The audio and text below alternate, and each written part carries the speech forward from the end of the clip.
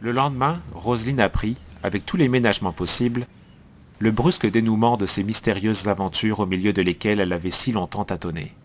Elle voulut s'habiller et elle descendit au salon. Elle était un peu pâle, mais bien jolie dans une robe bleue qui la faisait très enfantine. Elle s'appuya affectueusement contre l'épaule de son subrogé-tuteur et elle regarda monsieur et madame Verriot qui n'osaient plus lever la tête. Alors elle murmura doucement.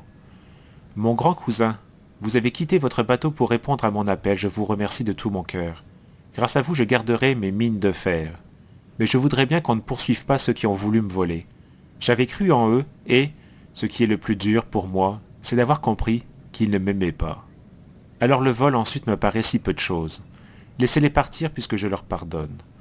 Mais je voudrais dire ma gratitude à mes sauveteurs auxquels je dois la vie. Je ne sais pas s'ils sont encore au Mélèze, car ils doivent quitter la Mure ce soir.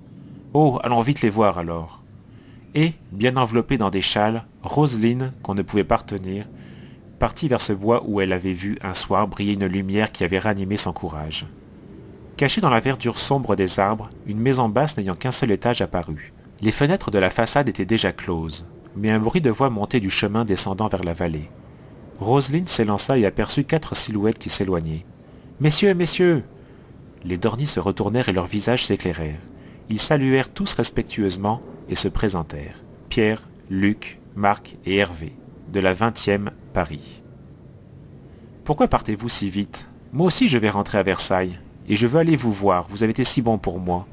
Quel est celui qui m'a trouvé dans la neige? Pierre. Il vous a porté jusqu'à la chapelle, et là, avec 2 branches et nos capes, nous avons fait une civière. C'est lui aussi qui, dans l'auto d'un de nos amis, vous a conduite à la solitude le soir de votre arrivée. » Pierre, rougissant, contemplait l'extrémité de ses souliers. « Je vous dois la vie, je ne l'oublierai jamais, » murmura Roselyne très émue. « Oh, c'était tout naturel, » bafouilla Pierre.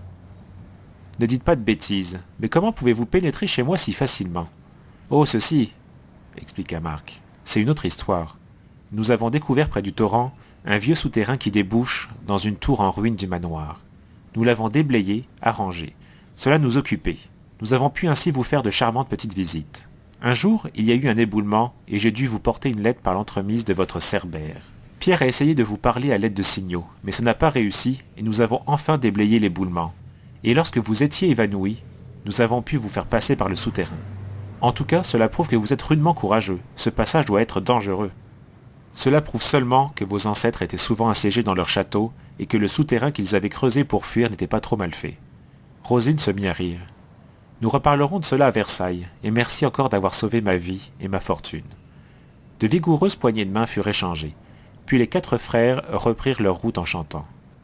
Quand ils eurent disparu derrière les grands arbres aux branches ployées sous la neige, Roselyne se tourna vers M. Verneuil, et, les yeux pleins de larmes, elle soupira. « Sans eux et sans vous, que serais-je devenu ?»